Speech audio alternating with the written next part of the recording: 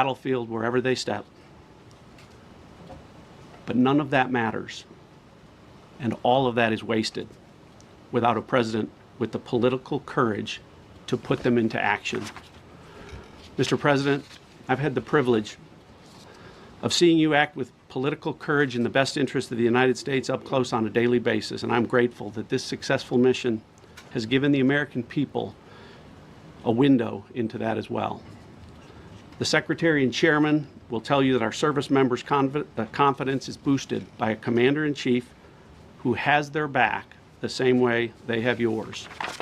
And I know that the confidence of CIA's officers is boosted by the knowledge that their work is informing a president who's not afraid to make the hardest decisions when the stakes are highest.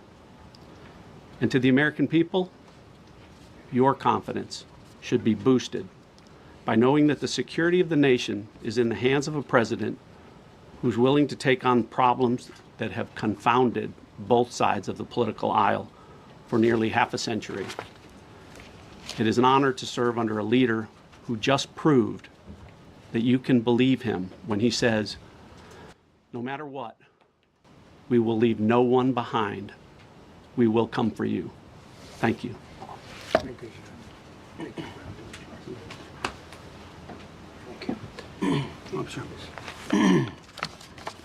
Well, John, thank you for the collaboration of the CIA as well. Incredible and ongoing partnership.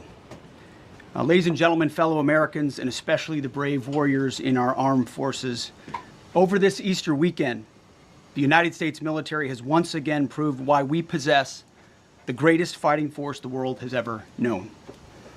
In two extraordinary combat search and rescue operations deep inside enemy territory in Iran, our warriors executed missions of breathtaking skill, courage, and precision. When our warriors are unleashed, as this president has allowed them to be, they are unstoppable. When American airmen were down behind enemy lines, our forces and our president did not hesitate.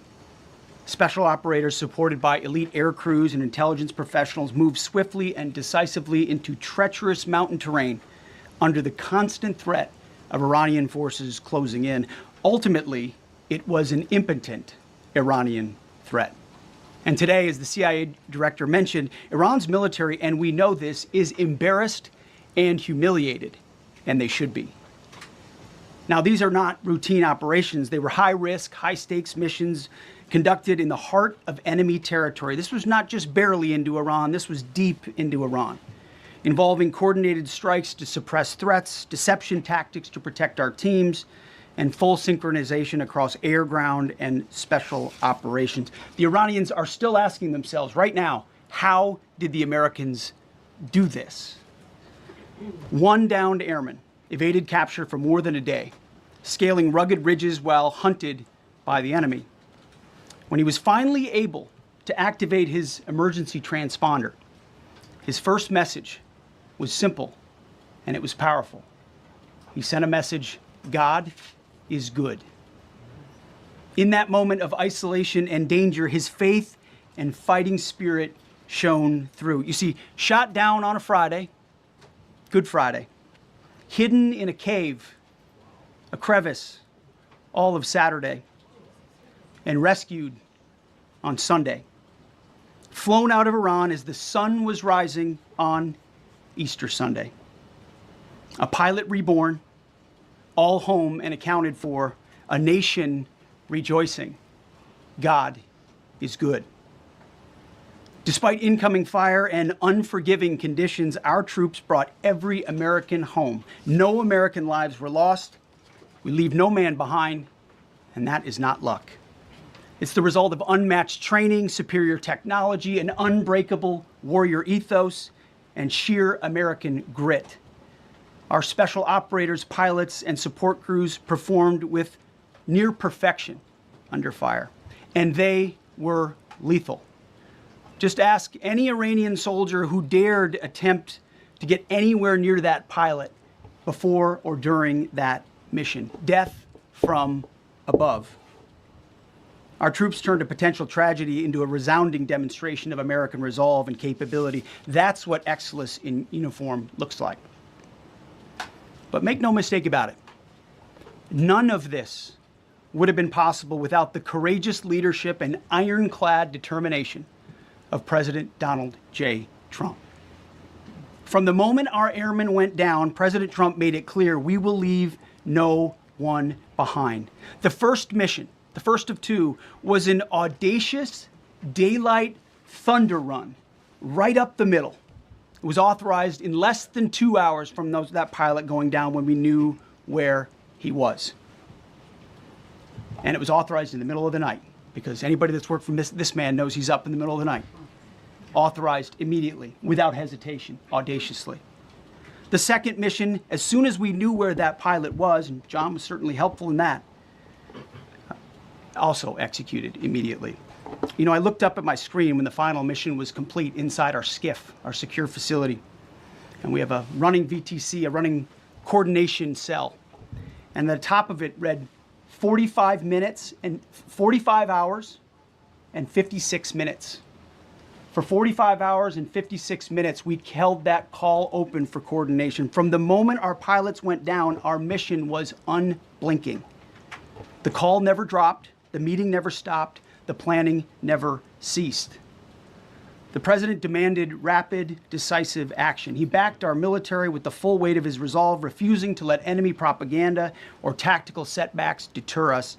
His leadership ensured that every lethal and non-lethal resource was brought to bear, that our forces had the authorities and the support they needed to succeed. When the president says he has the backs of our warfighters, he means it.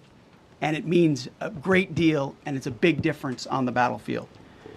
President Trump understands that peace through strength is not a slogan. It is a doctrine that saves American lives. His unwavering commitment to rebuilding our military and restoring the warrior spirit has paid dividends in missions just like this one. Under his command, America projects power with confidence and brings our people home with victory. And that continues today, by the way. Per the president's direction, today will be the largest volume of strikes since day one of this operation. Tomorrow, even more than today. And then Iran has a choice. Choose wisely, because this president does not play around. You can ask Soleimani, you can ask Maduro, you can ask Khomeini. To those heroes who planned and executed these rescues, your nation stands in awe. I stand in awe. The chairman stands in awe. We all stand in awe of your professionalism and bravery.